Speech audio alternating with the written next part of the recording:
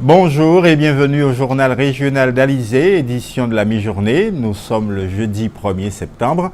Merci de nous suivre et de nous être fidèles. Dans l'actualité, bien sûr, il y a la rentrée scolaire. En réalité, aujourd'hui, ce sont quelques 8500 enseignants de Guadeloupe qui ont regagné leurs établissements. Une rentrée qui précède, bien sûr, celle des élèves qui aura lieu demain. Les chiffres tout de suite avec Muriel Barlagne.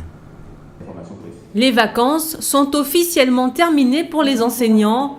Place aux circulaires de rentrée, aux emplois du temps, à la préparation des cours et au suivi des élèves. Au lycée général et technologique de Bainbridge, ils sont 179 à avoir fait leur pré-rentrée. Ils s'apprêtent à recevoir 1780 élèves. Aujourd'hui, il s'agissait de tracer la feuille de route pour l'année à venir et de rappeler les priorités. C'est les priorités qui ont été instaurées dans le cadre du projet d'établissement, à savoir en priorité la revalorisation de la voie technologique, la pérennisation de l'excellence en particulier dans les enseignements scientifiques et montrer effectivement que malgré une restructuration de l'établissement, l'équipe est présente, l'équipe est efficiente et que les résultats sont toujours au rendez-vous. Le même scénario s'est produit dans les quelques 410 établissements scolaires de l'académie, secteur public et privé confondus. Ce sont 8500 enseignants en tout qui ont repris les chemins de l'école. Pour certains, dans un état d'esprit plutôt positif. Un très bon état d'esprit. On est toujours très content de retrouver les collègues et aussi découvrir les nouveaux étudiants pour lesquels on aura le plaisir de s'investir pendant une année. Donc c'est un très bon moment en fait pour nous. Un nouveau départ, on va dire. Demain, ce sont les quelques 98 744 élèves guadeloupéens qui retourneront sur les bancs de l'école. Et dès ce premier jour de rentrée, les syndicats enseignants manifestent déjà leurs inquiétudes, voire parfois leur colère. C'est le cas par exemple de la FSU, selon lequel l'année scolaire 2016-2017 sera encore pire que la précédente. On écoute à ce propos Eddy Ségur, secrétaire général de la FSU Guadeloupe. Il est interrogé par Éric Pommier. Aujourd'hui, nous sommes dans une situation assez particulière puisque dans le second degré, avec les suppressions de postes et la répercussion de la réforme des collèges, nous allons nous retrouver souvent en difficulté, notamment pour faire face à l'affluence des enfants qui vont se présenter, notamment en lycée. Nous savons déjà que pratiquement 200 à 250 élèves seront sans affectation pour la rentrée qui arrive.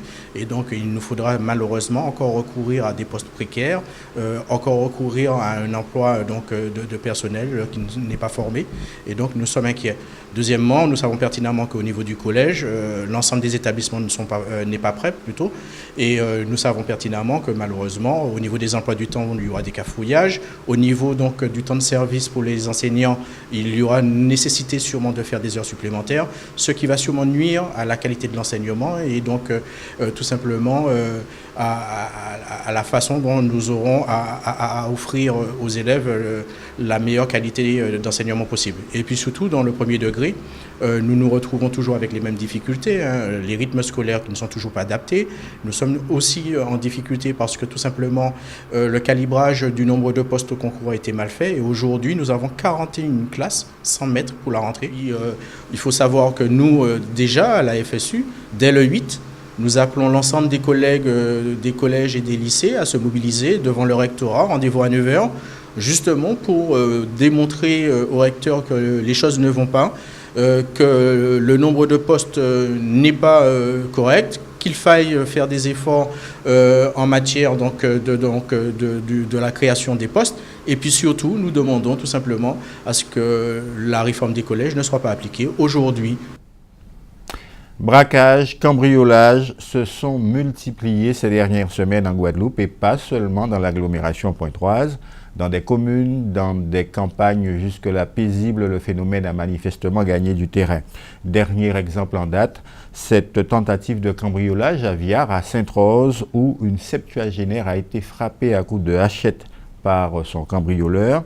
Et précisément dans cette municipalité de Sainte-Rose, hier, la mairie avait invité la presse à découvrir son dispositif voisin vigilant, un dispositif mis en place avec une association de locataires. Les explications avec Anne-Elisabeth Artsen. La ville de Sainte-Rose, qui n'a pas non plus été épargnée par les cambriolages de ces derniers jours, met justement en place son dispositif voisin vigilant. Je crois que c'est essentiel le chômage. Et ces gens-là, ça donne un petit peu à la violence. Et qui devient quelquefois gratuite. C'est dommage, c'est ça qui est dommage. Voilà. Et le maire est sensibilisé aussi sur ce problème. Et puis nous, les élus, nous sommes aussi sensibilisés sur ce problème. Et nous essayons de mettre en place des systèmes. On prend des initiatives pour voir que si on arrive à diminuer un petit peu, mais pas enrayer, puisque comme je vous dis, c'est mondial. Là. Et je dirais même que c'est international. Ce dispositif est effectivement un concept peut-être nouveau pour nous en Guadeloupe, mais c'est quand même un concept qui dure depuis 2011 avec, je dirais à l'époque, le ministre de l'Intérieur qui avait vraiment invité tous les préfets à demander au maire de mettre en place ces genres de dispositifs. Donc le rôle de la police municipale est simple, un peu comme la gendarmerie, et je dirais même en collaboration avec la gendarmerie, quand il y a un appel, mais c'est d'arriver rapidement sur les lieux. En plus, on voit un appel d'un voisin référent, c'est-à-dire qui a été choisi parmi les habitants du lotissement. Et comme ça noue un petit peu les liens entre ce voisin référent et nous-mêmes. Donc on a à peu près le même rôle de la police, que la gendarmerie, c'est-à-dire réagir au moindre d'appel.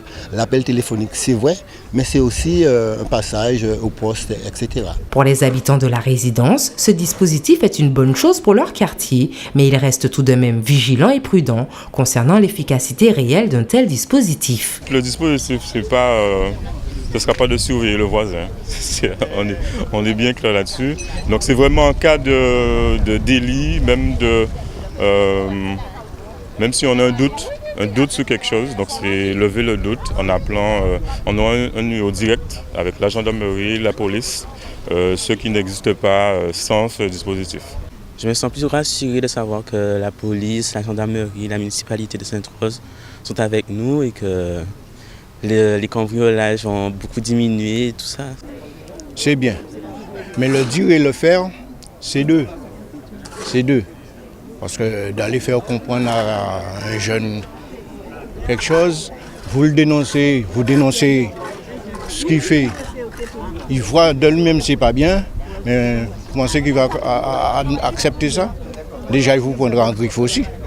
Il vous prendra en griffe. Alors, on essaye de faire et on est obligé de faire avec. Repousser efficacement toute forme de délinquance, c'est l'objectif de Voisins Vigilants. Ce dispositif permettra également de rassurer les Sainte-Rosiens et d'améliorer la réactivité des forces de sécurité, tout en créant des liens entre les différents acteurs et ainsi accroître l'efficacité de la prévention de proximité.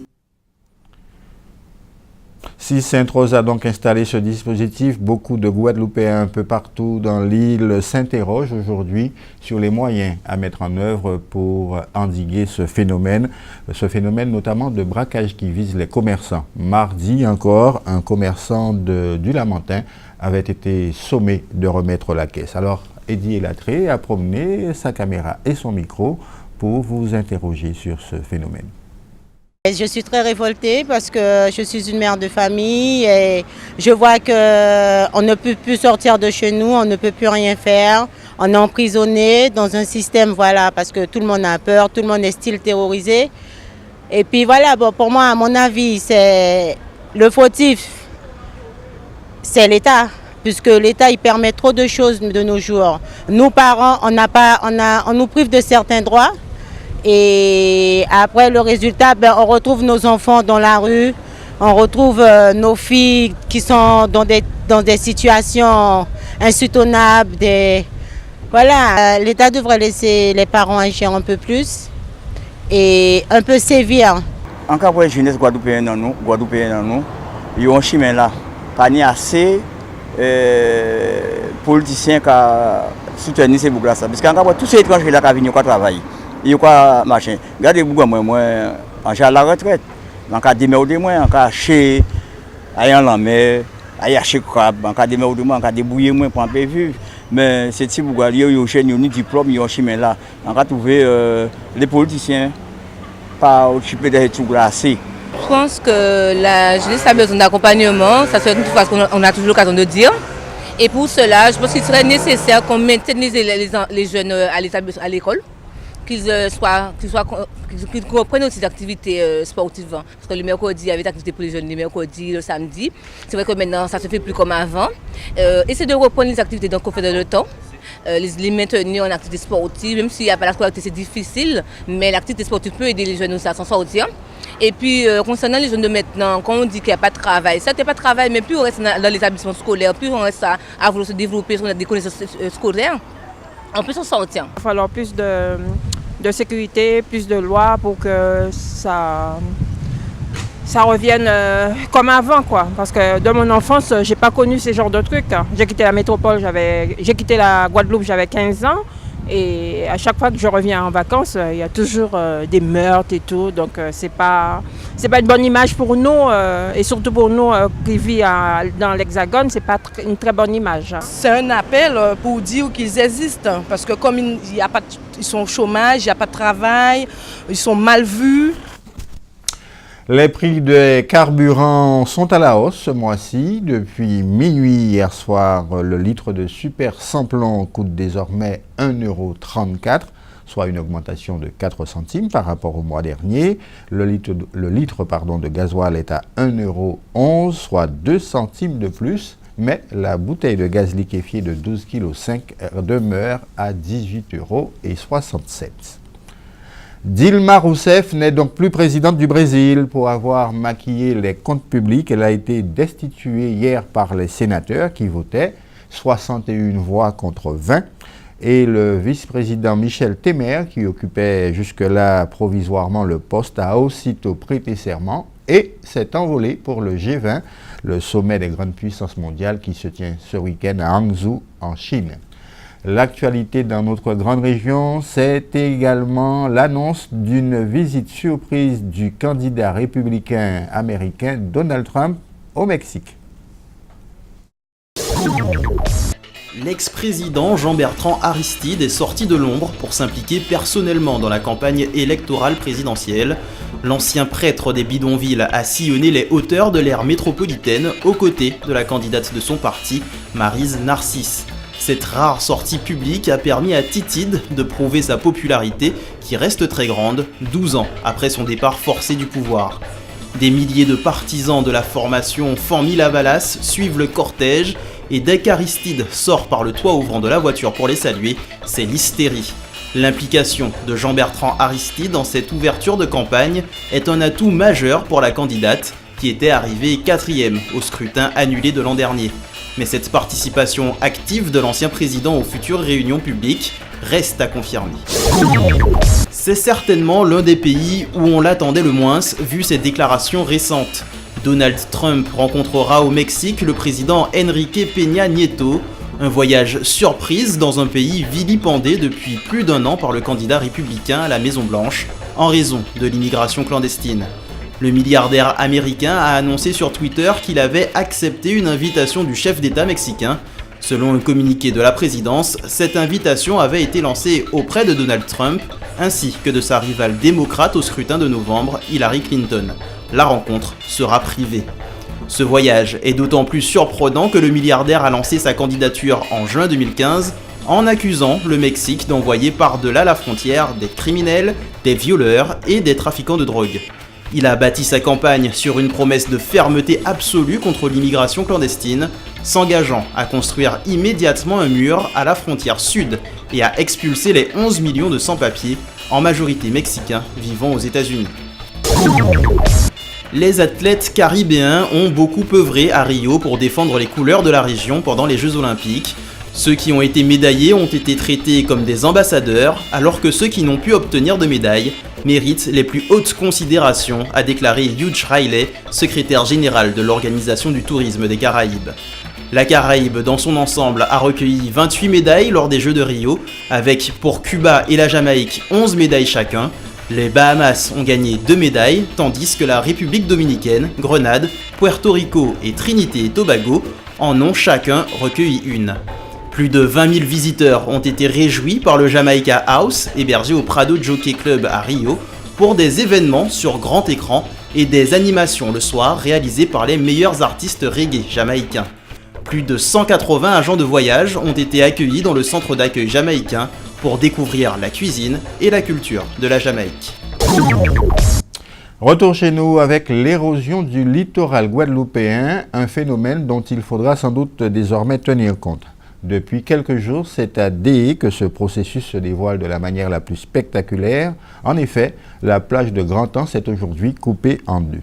Les explications avec l'ancien directeur de l'Observatoire du littoral. Il a été rencontré par Éric Pommier. C'est cet homme, Gérard Berry, qui a été à la direction du Conservatoire du littoral de 2001 à 2011. Il considère l'affaissement de l'énorme banc de sable survenu sur la plage de Grand-Anse à Déé comme un air de déjà-vu. Même s'il avoue que la brèche est bien plus importante que les fois précédentes, le phénomène est récurrent. Il n'y a donc rien d'exceptionnel, sinon que c'est le niveau de l'eau qui aurait été plus conséquent, un niveau d'eau plus important du fait des fortes intempéries. Effectivement, c'est très impressionnant, mais c'est naturel, premièrement, sauf que ça peut être exceptionnellement artificiel dans la mesure où quelqu'un aurait provoqué, en creusant un petit trou dans le sable, petit à petit, l'eau qui s'échappe par ce petit trou agrandit le trou, parce que c'est du sable accumulé tout simplement, hein, et à un moment donné, le courant formé par l'évacuation de cette eau-là provoque la rupture, en ouvrant au fur et à mesure, provoque la rupture de la digue. C'est de ce lac naturellement artificiel qu'est sortie toute cette masse d'eau couplée à celle des intempéries. En ce lieu était installée une gravière nécessaire aux différentes constructions. Au fil du temps, une vallée a été creusée sur le circuit de ravines diverses et variées venues tout droit de la montagne. Conséquence, le cycle montagneux emporte une quantité d'eau à chaque pluie diluvienne, la force de poussée étant ainsi supérieure à la force de résistance du cordon du littoral sableux, entraîne la rupture de la digue naturelle. J'ai vu pire, la plage elle-même, et notamment la partie sud, qui est très forestière, entre cet endroit-là justement et le pied du Gourmandé, j'ai vu la plage disparaître entièrement, mais alors entièrement, je crois que c'était pour David et Frédéric en 1979, où la mer est partie avec la totalité de la plage, mais sur une épaisseur de 2 à 3 mètres.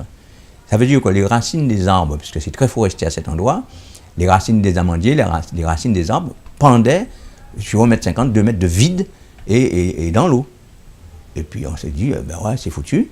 Et c'est comme ça qu'effectivement, il y a l'érosion qui se fait d'une manière rationnelle, j'ai envie de dire. Érosion, à ne pas confondre avec ce phénomène d'affaissement à Grand-Anse des haies. L'érosion est en effet permanente, régulière, très ancienne. Une étude a recensé 7 sites sensibles, en cause la dynamique du littoral et des enjeux humains, socio-économiques et environnementaux. Je connais un endroit où je passais en voiture en 1980, au pied d'une falaise, entre le pied de la falaise et la mer, sur un chemin de galets, hein, et après 1986-90, on ne pouvait plus passer qu'à la nage, au même endroit. Ça veut dire que le pied de la falaise avait été érodé, les galets avaient été emportés et le niveau de la mer avait rattrapé le pied de la falaise. Gérard Berry est ferme et convaincu qu'il faut composer avec ces modifications. Elles sont graduelles et bien connues, et de conclure que l'homme doit s'adapter à la nature et non pas l'endiguer. Un rappel avant de refermer cette édition, nous l'avons appris hier, le décès de René Coq, grand champion cycliste des années 1950. C'était l'idole par exemple de feu Frédéric Jalton, vainqueur du Tour René Coq de la Guadeloupe en 1955. Aujourd'hui, les mondes sportifs et politiques également saluent la mémoire de ce grand champion. La météo pour terminer avec une alternance cet après-midi d'éclaircies et de passages nuageux avec des averses qui ont d'ailleurs commencé et même parfois quelques risques orageux. Les températures seront comprises entre 29 et 32 degrés. Voilà, c'est la fin de cette édition. Merci de l'avoir suivi. Je vous donne rendez-vous ce soir, 19 h. Excellent après-midi et bon appétit si vous êtes à table.